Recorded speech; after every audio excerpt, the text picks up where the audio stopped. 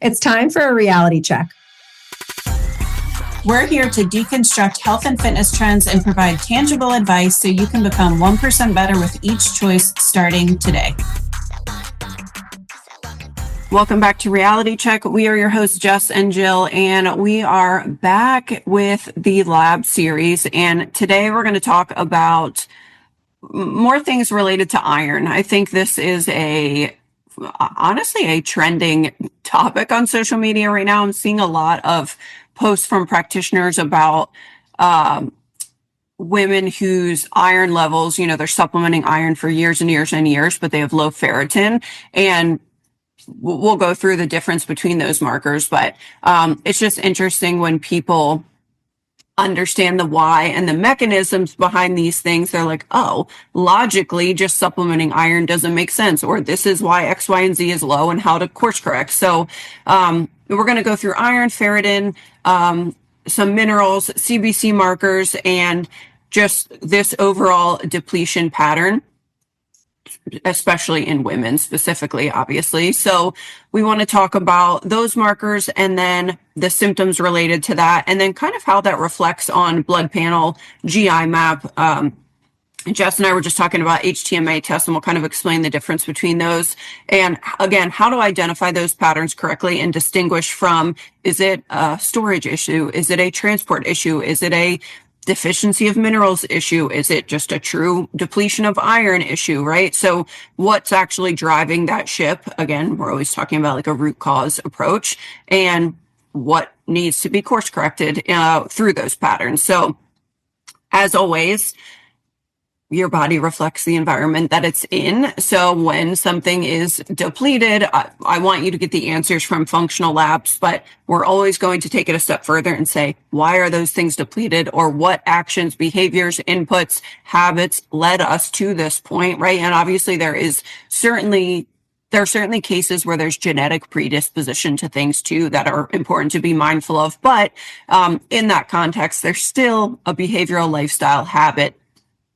That's the biggest piece of the puzzle, right? Foundationally, is what drove us to this place of dysfunction, so that we can not only correct it with the information that we have, but not end up back in that. We don't want to just supplement over the dysfunction is essentially what we're saying. And again, in some cases, we'll talk about some minerals and stuff that we often recommend to supplement because a lot of people are low in them and their body uses it up more. Whereas like iron, I think, is one that people are quick to go supplement on. And maybe that's one we maybe ought to not do so much, right? So that's kind of what we want to go through here. I think being curious about your health is always important. And obviously Jess and I do what we do to help educate people, just to know and understand their bodies better, but also to be able to advocate for themselves in a health context. But being curious about things and understanding your body, not on a deep practitioner level, but just the basics of recognizing patterns and behaviors and shifts, so that you can ultimately live your best life. So with this, we're looking at the body potentially being lacking support in terms of, again, iron storage, how it's circulating.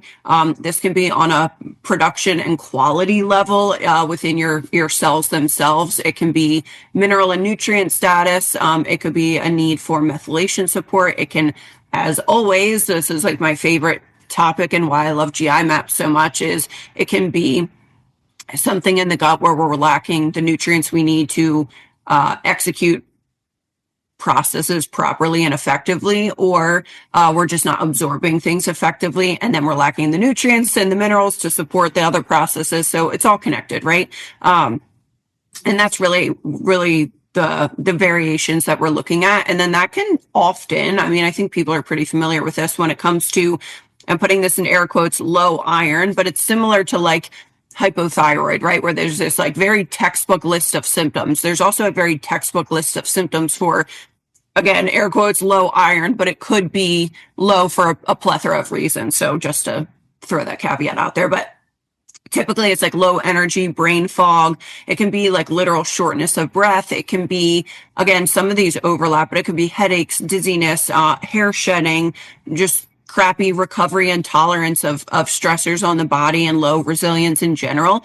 These tend to overlap a little bit with hypothyroid, actually. So your body just feels blah, right? It's lethargic, and that doesn't have to be all the way in anemia territory, right? This could be just minor deficiencies that lead to symptoms, because everyone's body and threshold is different in the way that it presents, right? And obviously it's never generally one root cause.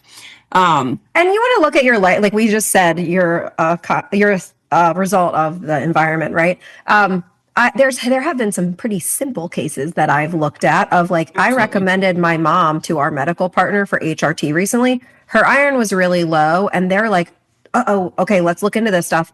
Time out. I know she just donated blood a couple days before this, right? So, okay, that makes sense. Let's just retest in a month. I had a close friend of mine who's a vegetarian.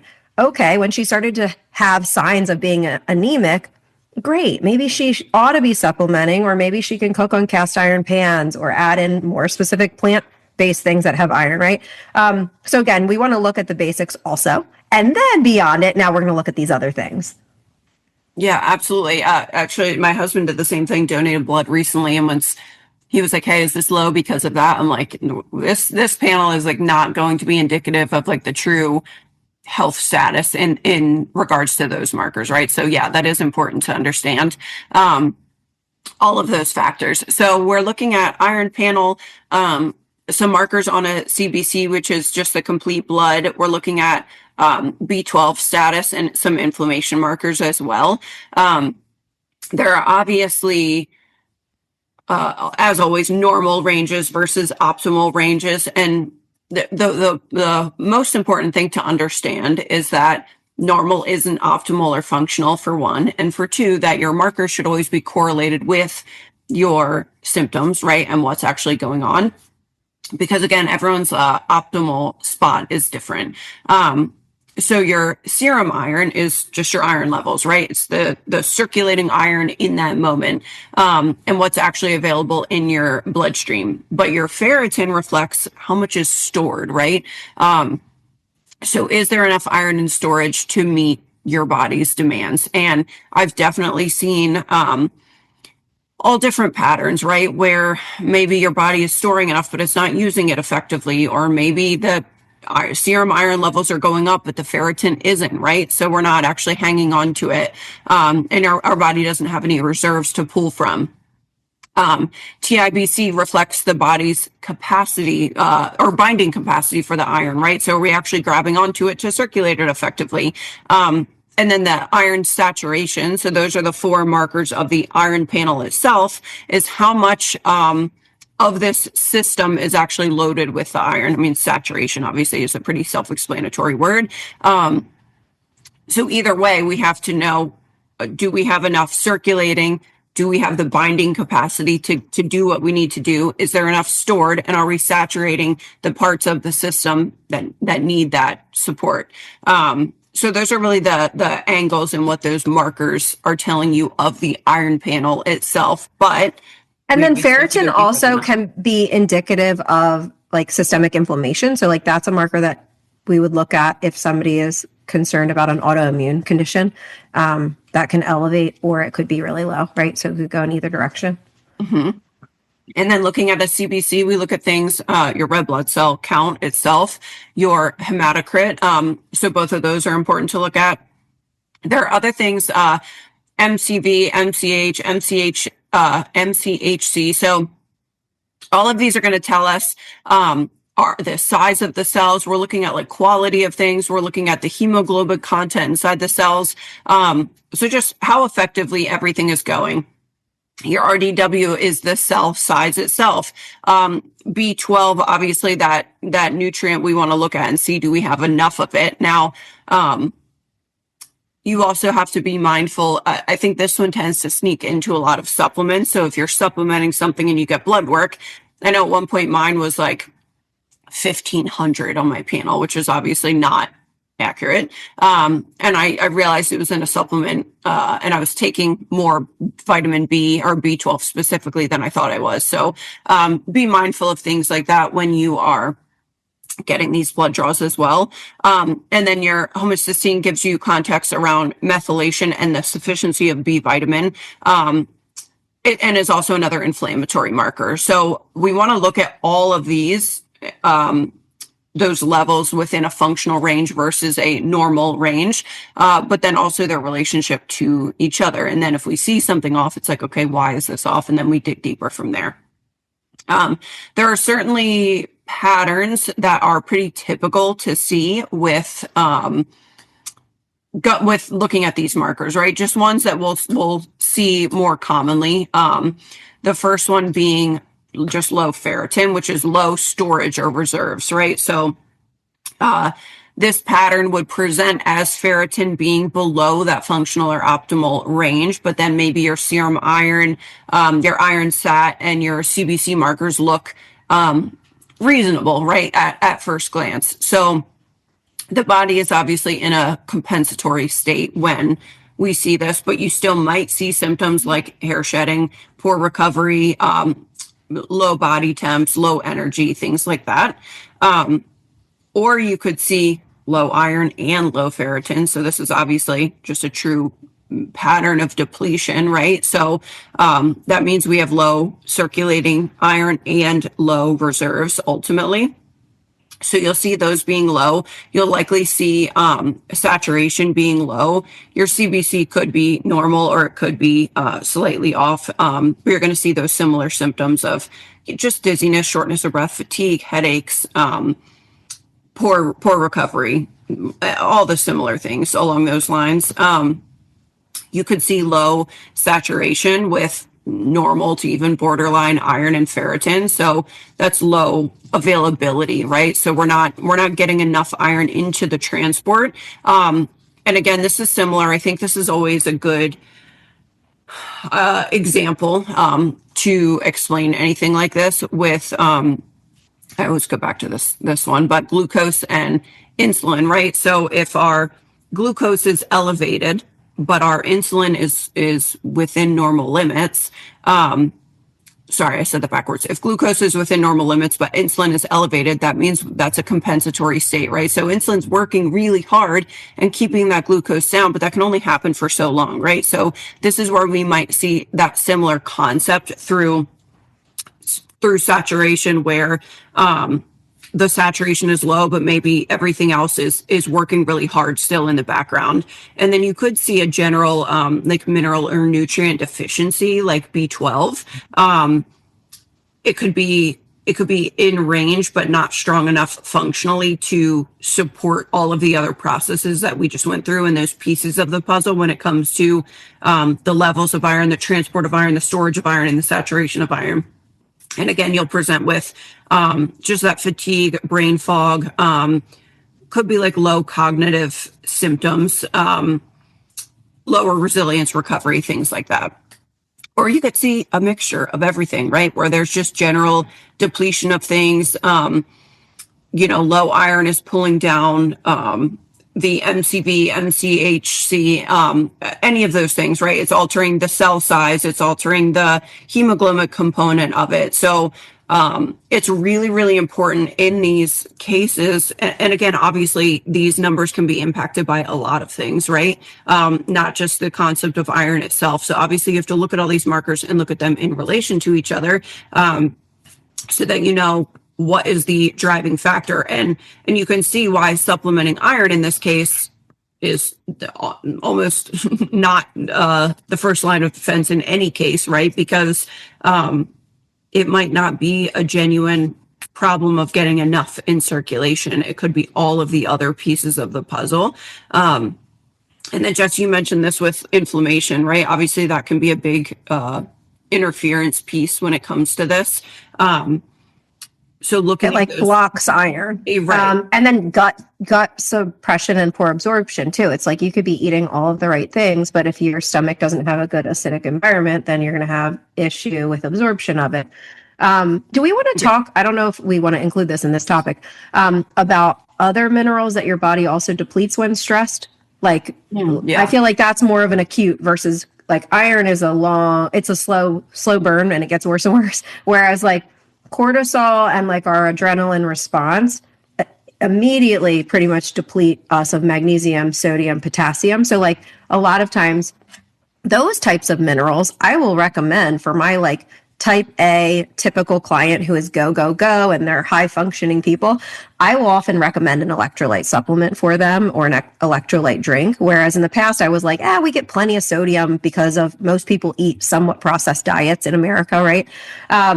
But because of the magnesium, potassium, and sodium balance, I a lot of times will recommend that for specifically higher stress type individuals. Yeah, absolutely. So I know that's a different type of mineral than we're talking about here, but yeah, no, it's a great point. the And people might see adrenal cocktails or mineral cocktails, right, on the internet, and they can be great, right? I'm a fan. Yeah, you can make them whatever combination you want them to be to support your body, but make sure you're drinking plenty of water, obviously. So if I have somebody who's drinking 30 ounces of water a day, I'm not suggesting some sort of electrolyte drink because it's going to throw them off more if they're already super dehydrated. So you need to be well hydrated if you're adding this extra stuff. But that's something I personally notice. If I am affiliated with Zero products specifically, but I really like instant hydration. I'll add that in the afternoon, and I notice a cognitive boost where I'm like, oh my gosh, I thought I needed coffee or something, and really I was just internally dehydrated, even though I was drinking plenty of water. Yeah, it's a good point, and I think there's definitely a battle on the internet when it comes to electrolytes and minerals like that specifically, where they're like, oh, if you're not an athlete doing hours of training a day, you don't need electrolyte replenishment, when I disagree, obviously. But we have these moms who are working moms, go, constant overstimulation.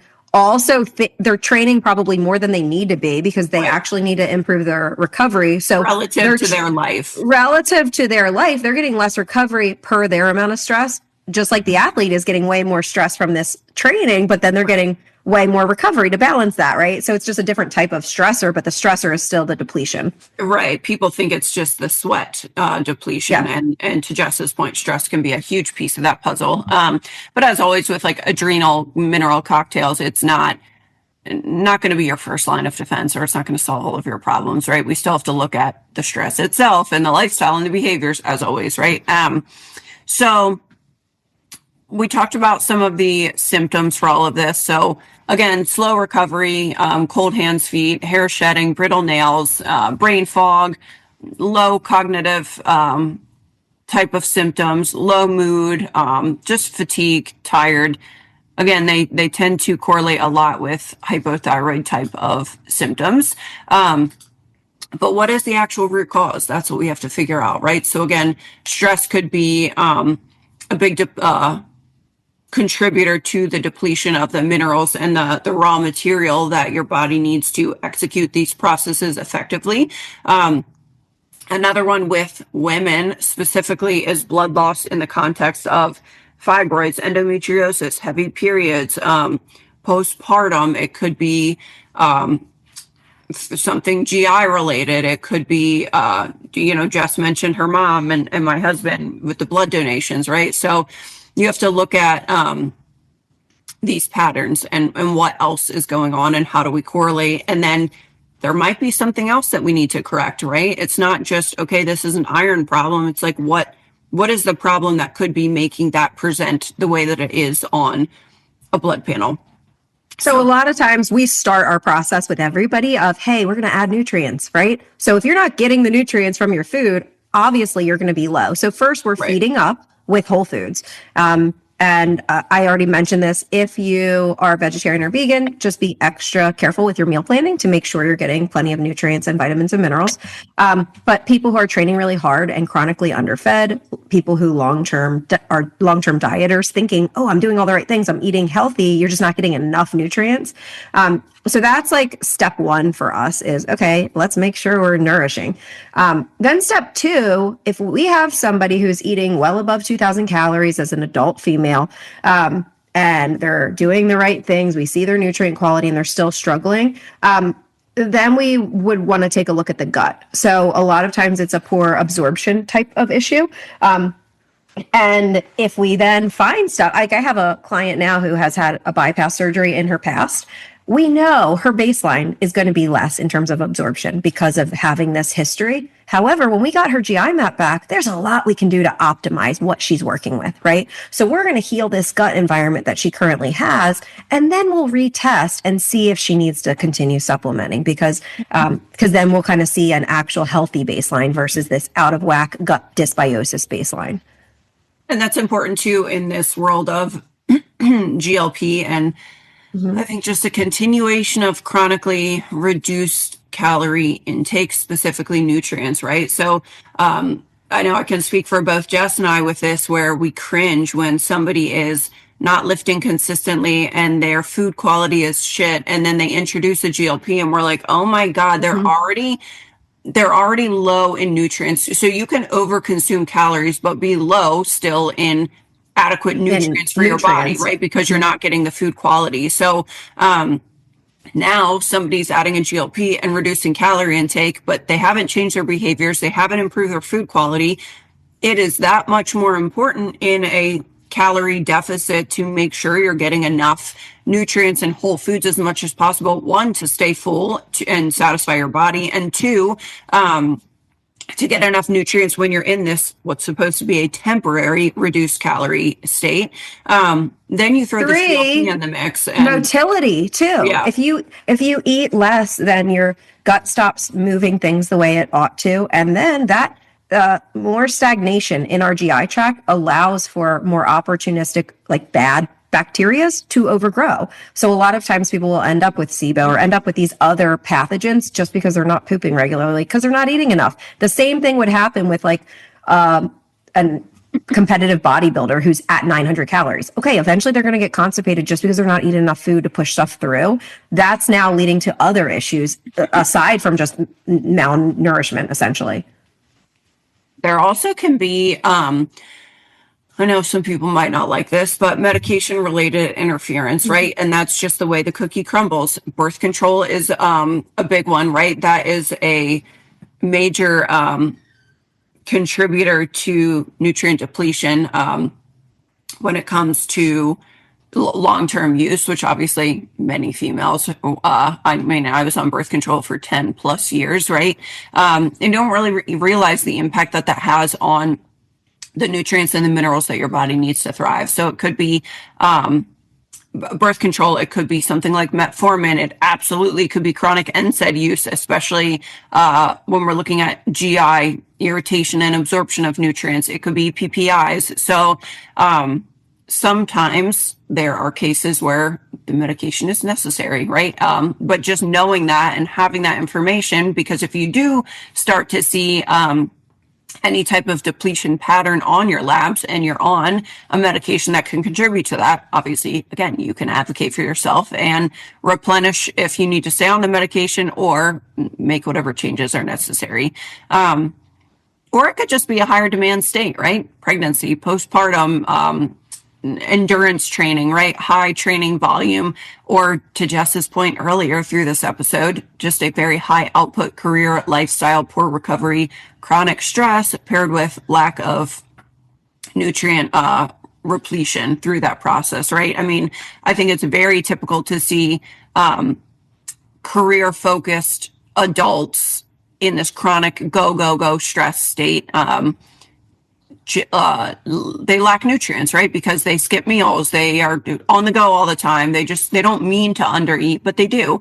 That's going to put you in that same category and deplete, right? Without even realizing it. And then you're not replenishing adequately. And then you're trying to train because you want your body to look better, but you don't have enough recovery to support executing that activity, right? So obviously that's just this cycle. And probably one of the most common, not specifically in the context of iron, but just generally speaking when it comes to health. Inflammatory and autoimmune context. So Hashimoto's, obviously, any celiac, just inflammatory gut. We've kind of talked about why that inflammation can play a role, but just that persistent low-grade inflammation can really alter how well nutrients are absorbed, utilized in the body, or just if we're not getting enough in the first place. And then thyroid is a big one. So You could see a correlation with thyroid to all of this on your blood panel, but you could have hypothyroid and low iron stores, poor iron availability, or just weaker B12 status, right? And that's going to amplify some of those symptoms. So again, looking at the full picture and the root cause is super important.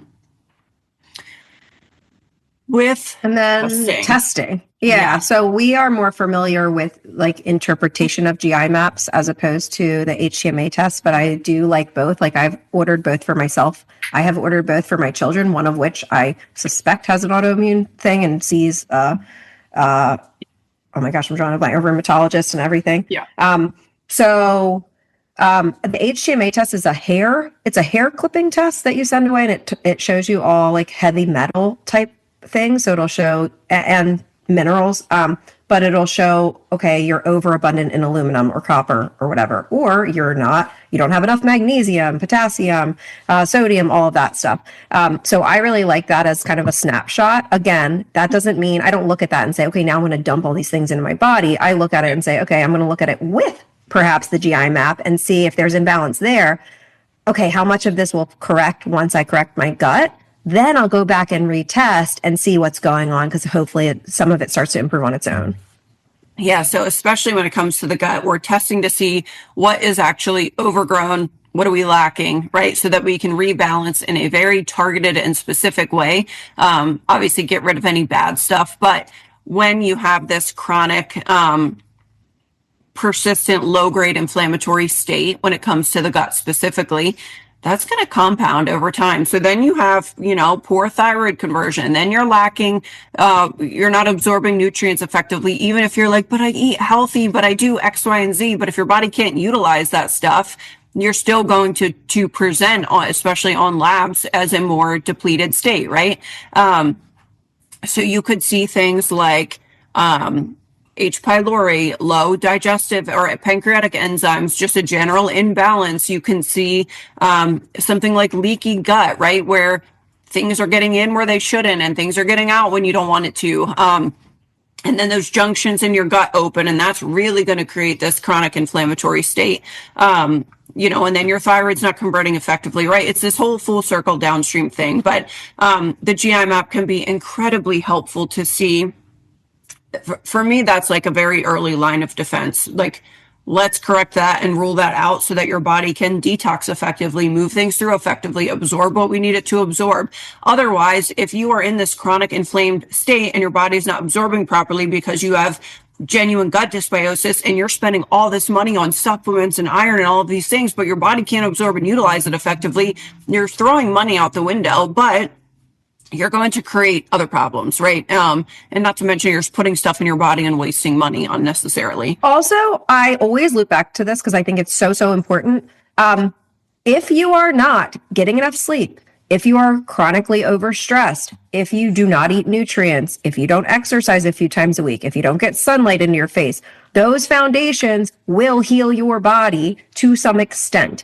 Then if you still struggle with issues, get these tests and then we can work with you, right? Like we spend a lot of time with our clients making sure that the basics are consistent first, because if they are not consistent and you go get a test, obviously we're going to find that stuff is off, right? So if you're struggling with some of these symptoms, make that a foundation for like 6 months and then see what happens, because oftentimes your symptoms may improve naturally, your absorption may improve naturally, your intake may improve based on your choices, right? But chronic stress is a really big driver of gut issues and absorption issues that we tend to undervalue because we're in this hustle culture of like, I got to get more done. Again, I'm pot calling kettle black here with myself. Yeah. But that is a driver of a lot of gut dysfunction that I've personally had. So prioritize your sleep time like it's gold. It's our biggest recovery tool, and really try to bring stress down along with adding nourishment. Yeah. And remember that stress isn't always just, I feel stress in my body, right, and life is hard, right?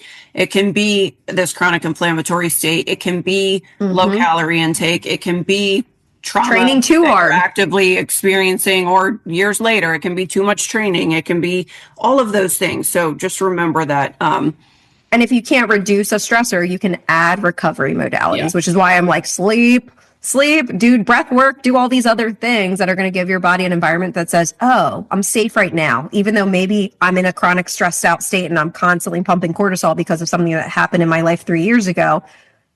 Send your body those safety signals. Yeah. So when we're looking at all of this, we want to know, you never ever want to look at one marker in isolation. It's not helpful or productive at all. You're not going to get the answers that you need. But the first step is confirm the pattern, right? So what are we actually seeing? And we get a pretty in-depth intake with our clients so that we can see medication use and gut history and diet history and what their cycle looks like, obviously what their symptoms are.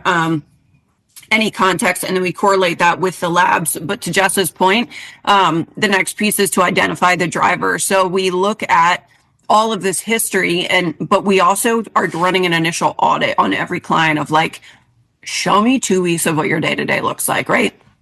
With your nutrition, through their check-ins, we're going to see when they say, I have a boring social life, what does that mean to them? When they say, I eat really healthy, what does that look like to them? When they say, I'm not stressed, well, let's see how they present in their check-ins, right? So we are collecting that initial data that's going to help us with your labs correlate everything, right? Because if you are on week 2 of your check-in and the scale went up 0.8 and you're having a fucking mental breakdown about it, that is very, very helpful information for me to correlate with your labs and everything else of like, this is how this person reacts to stress, right? Like, it sounds silly, but that's a huge piece of the puzzle. Or something, your kid was sick, and how did that impact your week and the way that you showed up, right? So all of that is really important context. So we want to identify the driver. We want to look at the whole environment. Again, make sure you're eating enough. Is there something psycho-related? Obviously gut inflammation, right? All of these things. Are you training 6 days a week because you always have and you feel like you need to and you're just lacking recovery? So we're going to look at all of that. And then we want to make sure that we are replenishing what's lacking. So to Jess's point, the basics, making sure you're eating enough protein. Are you actually eating vegetables, or have you not had broccoli since 2019, right? So we want to make sure that we're replenishing for free, right? Through the basics first, through the most important things, because they are the biggest rocks to move, right? If every episode always ties back to, are you sleeping enough? Are you recovering enough? Are you getting enough protein? Are you eating enough calories, enough whole foods? All of those basic things are always going to move the needle more effectively than anything else. And they're the things that you always need to anchor back into. Yeah, long term. You could do all these protocols, but your issues will come back if you don't have the basics as a foundation. So you can supplement. You can supplement temporarily when something is lacking, right? We do it all the time with our clients of like, hey, let's rebalance your gut. If we supplement, we can do it a lot faster. But it's important, again, to look at all of those other things first. And then we can say, all right, let's layer this supplement protocol on top of all of these things to fill in some gaps. So again, we want to look at the full picture. We want to look at the full history. We want to be really honest and get super clear about your lifestyle and your inputs to say what is driving whatever pattern is being presented to us. And I think it's one of the things that's lacking in a lot of functional medicine context right now is supplements are cool, protocols are cool, labs are cool, but if we don't correct the environment and the nutrition and the day-to-day lifestyle and inputs, you're going to be left in that place of being depleted. So just know that iron, supplementing iron is absolutely not the first line of defense. And honestly, if anyone recommends that, I think that's a major red flag, because we want to know why. And it might not be an actual circulating levels issue. It could be, and more often than not, is something totally different. So it's important to look at all of those things. And again, we share these episodes to give everyone a good understanding of these patterns and how they present and what a root cause actually means, so that you're not just having a symptom, taking a medication for that symptom, right? Course correcting one problem, instead looking at the whole person and the whole picture. And that's super important, especially in this context of iron and ferritin and inflammation and just these depletion patterns of how your body can use things effectively, especially for women. Beautiful. So that is a good one for this lab pattern in the series. If you guys have any other topics you want covered, as always, you can reach out to us on social media and let us know. And we will see you guys next time.